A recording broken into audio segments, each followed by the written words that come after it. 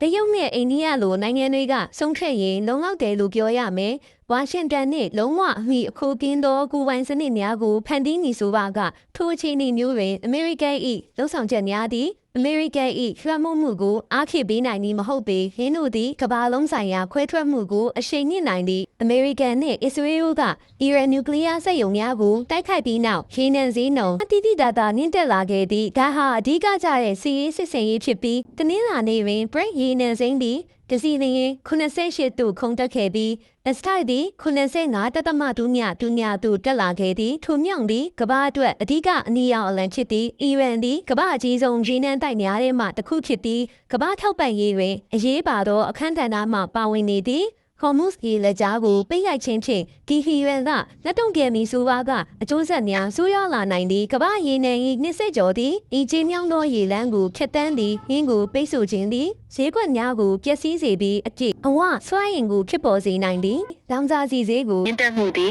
တွန်းပို့နေပြီးဖြစ်သည်ကုန်ပစ္စည်းကုန်ကျစရိတ်ကိုတွန်းအားပေးကငွေကြေးဖောင်းပွားမှုကိုအရှိန်နှိမ့်လျက်ရှိသည်Hormuz ရေလက်ကြားကိုပိတ်ဆို့ထားပါကရေနံဈေးသည်တစီလျင်ဒေါ်လာ100ကျော်အထိအလွယ်တကူတက်သွားနိုင်သည်ကမ္ဘာစီးပွားရေးကိုတုံ့မှုသွားစေမည်ဖြစ်သည်ထူးခြားချက်မှာတရုတ်နိုင်ငံသည်ဤကမ္ဘာအကျပ်အသေးကိုအခွင့်အလမ်းဖြစ်သူပြောင်းလဲပေးနေခြင်းပင်ဖြစ်သည်မဆရာရင်တရုတ်ကုမ္ပဏီများနှင့်ရင်းနှီးမြှုပ်နှံသူများသည်နိုင်ငံခြားကုန်သွယ်မှုအားလုံး၏54%ကျော်ကိုရွှန်ငွေဒေါ်လာ925ဘီလီယံထပ်ပေးဆောင်ခဲ့သည့်အဲ့ဒါကမှတ်တမ်းတစ်ခုဖြစ်သည်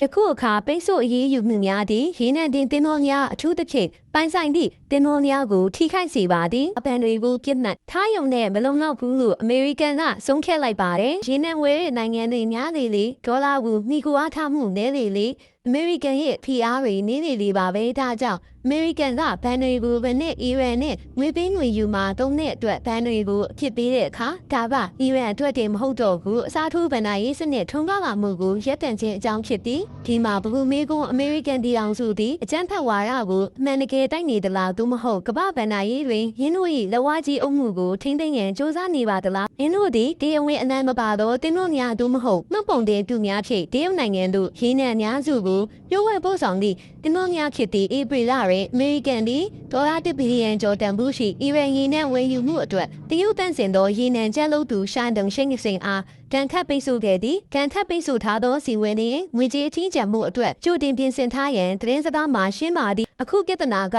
အီရန်ကိုကျော်လွန်သွားပါပြီအမေရိကန်ကနိုင်ငံခြားကုမ္ပဏီတွေတောင်သူ့ရဲ့ပိတ်ဆို့မှုမူဝါဒတွေကိုလိုက်နာဖို့တောင်းဆိုနေပါတယ်အမေရိကန်ကအီရန်ကိုပြစ်မှတ်ထားနေတာမဟုတ်တော့ဘူးအယောင်တူညနေများသည်အမေရိကန်ဒေါ်လာဖြစ်မဟုတ်တော့လေအီရန်နှင့်အလုံးလုံးနေသူတိုင်းသည်ယခုအခါအလားအလာရှိသောပြစ်မှတ်တစ်ခုဖြစ်သည့်ဧပြီလအတွင်းကအမေရိကန်တာဝန်ရှိသူများသည်ဟောင်ကောင်သို့ထွက်ခွာသွားခဲ့တော့လေမတိချမရေရသောစီကံချက်များဖြင့်ပြည်တွင်းဗန်များကိုရာဇတန်ပေးခဲ့သည့်အကယ်၍တင်သည်အီရန်ရင်းနှင့်အတွက်ပေးချေရန်ကျွမ်းငွေကိုအသုံးပြုပါကတင်သည်အမေရိကန်ဘဏ္ဍာရေးစနစ်သို့ဝင်ရောက်ခွင့်ဆုံးရှုံးမည်ဖြစ်သည်ဥပဒေတွေကနယ်နိမိတ်တွေကိုကျော်လွန်သည့်တခြားငွေကြေးတွေနဲ့ပေးဆောင်မှုတွေတောင်မှကျင့်သုံးတဲ့ဒီချက်ကိုဘလို့ရောက်လာတာလဲကမ္ဘာလုံးဆိုင်ရာကုန်သွယ်မှုအပေါ်အမေရိကန်၏လွှမ်းမိုးမှုသည်အသစ်ဆန်းမဟုတ်ပေယခုအခါဟောင်ကောင်ကဲ့သို့ဘဏ္ဍာရေးအချက်ချကြသောနေရာများတွင်ဝါရှင်တန်သည်တင်းမာသောစီကိုခံယူနေပါသည့်တင်သည်အီရန်ကိုကျွမ်းယူသို့မဟုတ်ရွှေလင်ဖြစ်စေကုနီးပါကအဖြစ်ပေးခံရမည်ဖြစ်သည်ဤဒီမှာနေနေပိုင်နဲ့ဆိုင်ရာပိတ်ဆို့အရေးယူမှုများ၏ပုံစံဖြစ်သည်အမေရိကန်သည်ကမ္ဘာတဝန်းတွင်ကျင့်သုံးသည့်ဥပဒေများကိုတိုး၍တိုးလာစေသည်ဒေါ်လာကိုအသုံးပြုရန်သို့မဟုတ်အမေရိကန်ဗန်များနှင့်စီးပွားရေးလုပ်ရန်လုံလောက်ပြီးယနေ့ခေတ်တွင်ညီတိဗန်မှ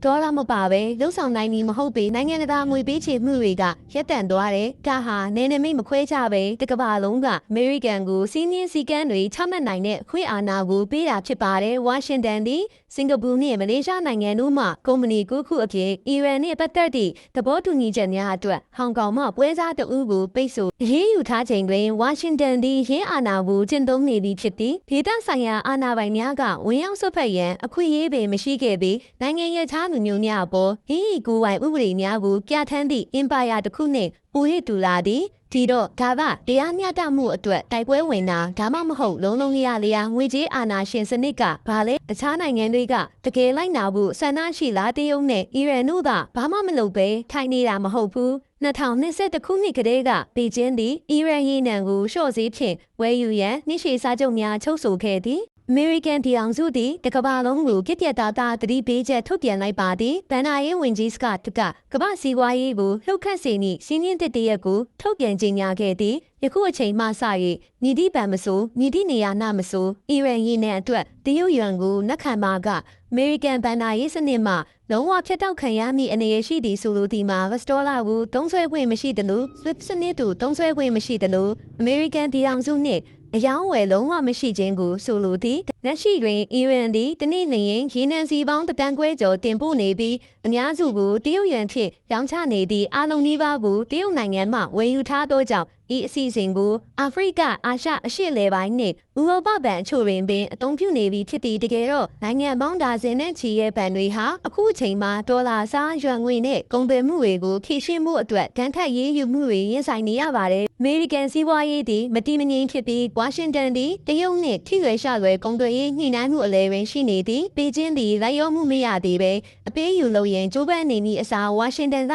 ဖိအားများကိုကျင့်သုံးနေသည်ဒါပေမဲ့တရုတ်ကအလျှော့ပေးမှလားဒါမှမဟုတ်ရှီကျင်းထင်ကပြင်းပြင်းထန်ထန်တုံ့ပြန်မှလာခဲ့၍ဒီချင်းသည်စစ်ဆက်ညှိနှိုင်းမှုမှထွက်ခွာပါကပြင်းပြင်းစွာကြီးထွားလာနိုင်သည်အကယ်၍တရုတ်သည်အမေရိကန်ငွေချေးစာချုပ်များကိုအစုလိုက်အပြုံလိုက်ဆုံးဖြတ်ခြင်းသို့မဟုတ်အမေရိကန်ကိုတိုက်ရိုက်ပြစ်မှတ်ထားလျင်ညီတို့ဖြစ်နေနည်းကအခုမှပဲငွေကြေးစတင်ခဲ့တာဖြစ်နိုင်တယ်ညီကဲ့သို့အဆုံးသတ်နေသို့မဟုတ်ညီညပျက်စီးနိုင်သည်ကိုညီတူမျှမသိနိုင်သည်ယင်းသည်ကပ်ပေးစုကြုံများနှင့်အတူကမ္ဘာလုံးဆိုင်ရာစီးပွားရေးပဋိပက္ခ၏အစကိုအနှံ့သားပြုနိုင်သည်ဒီတော့ချိုးလိုက်ကြရအောင်မကြသေးမီကအမေရိကန်ဗန်နာရေးဝန်ကြီးကအီရန်ကိုရေနံရောင်းချမှုနှင့်ငွေပေးချေမှုလုပ်ငန်းစဉ်များတွင်ကူညီဆောင်ရွက်ပေးသည့်လူပုဂ္ဂိုလ်နှင့်ကုမ္ပဏီပေါင်း30ကျော်ပေါ်ပိတ်ဆို့အရေးယူမှုများချမှတ်ခဲ့သည့်စစ်စင်ရေးများသည်အီရန်တွင်သာရှိတော့သည်မဟုတ်နင်းတို့သည်အာရတ်စော်ဘွားများပြည်အောင်စုတူရကီတရုတ်နိုင်ငံတို့တွင်လည်းတက်ကြွစွာလှုပ်ဆောင်လျက်ရှိသည်